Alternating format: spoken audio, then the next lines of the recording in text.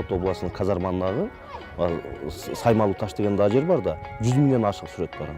Ну, мына ошол сүрөттөр, ошо Сүрөө таштагы, мына Оштун тегерегинде Сулайман-тоодогу сүрөттөр өтө баалуу.